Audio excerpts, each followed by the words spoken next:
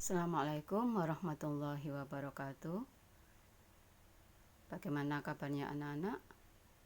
Alhamdulillah, mudah-mudahan kalian masih tetap semangat mengikuti pembelajaran pagi hari ini. Ustazah akan melanjutkan yaitu materi bahasa Indonesia, masih tetap yaitu mengenai teks eksplanasi. Sebelum Ustazah menjelaskan, marilah kita baca doa dulu. Mudah-mudahan ilmu yang kalian dapatkan bermanfaat. Bismillahirrahmanirrahim. Raditu billahi robba wa bil islami dina wa bi muhammadin nabiyya wa rasulah. Rabbi zidni ilman nafi'a warzuqni fahman thayyiba. Amin. Baiklah anak-anak, di tugas kemarin kalian sudah mengerjakan menentukan struktur dari teks eksplanasi, yaitu menentukan mana yang termasuk pernyataan umum, yang termasuk deret penjelas, dan yang termasuk interpretasi.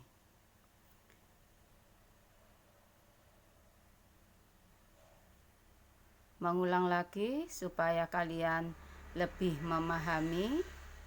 Bagi yang masih belum paham, diperhatikan. Ustazah jelaskan lagi struktur teks eksplanasi yang sudah kalian pelajari dan yang sudah Ustazah bacakan tadi.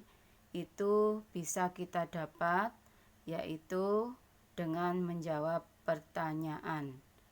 Biasanya di dalam contoh-contoh teks eksplanasi yaitu ada bentuk-bentuk soal menjawab, entah itu biografi atau manfaat dari penemuan ilmuwan.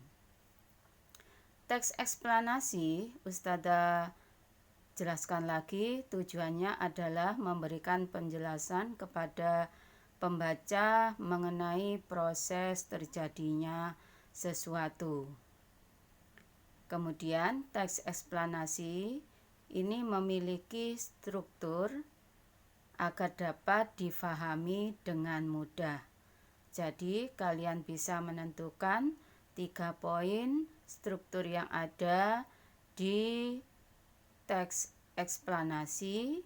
Itu bisa kalian tentukan jika terdapat di awal paragraf, maka termasuk pernyataan umum. Kemudian yang di akhir itu merupakan penutup atau interpretasi, sedangkan bagian-bagian yang lain itu merupakan deret penjelas.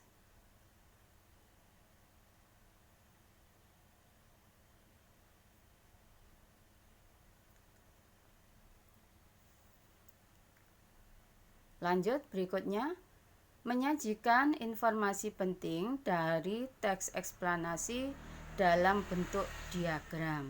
Ini tujuannya untuk mempermudah kalian menentukan mana-mana dari teks eksplanasi sesuai dengan struktur yang ada. Kita dapat memahami dari teks eksplanasi dengan membacanya secara cermat. Selain itu, kita dapat mengajukan pertanyaan apa, di mana, kapan, siapa, mengapa, dan bagaimana dari teks tersebut.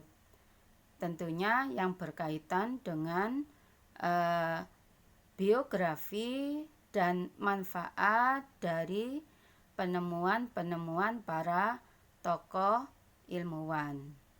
Kita dapat menuliskan informasi tersebut dalam bentuk diagram. Artinya bisa kita tentukan mana yang termasuk pernyataan umum, kemudian kita tentukan lagi yang termasuk deret penjelas, dan kita tentukan lagi yang termasuk yaitu interpretasi atau penutup. Atau bisa juga kalian yaitu menentukan atau memberi tanda dari bacaan teks eksplanasi yang bagian pernyataan itu yang mana, paragraf yang mana, kalian beri keterangan, terus yang termasuk deret penjelas itu paragraf yang mana saja, kemudian yang termasuk interpretasi atau penutup itu paragraf yang terakhir. Ini untuk memudahkan kalian menunjuk struktur teks eksplanasi. Demikian penjelasan dari Ustadzah. Mudah-mudahan dengan membaca teks eksplanasi dari beberapa penemu atau ilmuwan, kalian lebih semangat untuk mencontoh karena kalian sudah tahu biografinya dan kalian sudah merasakan manfaatnya sampai sekarang.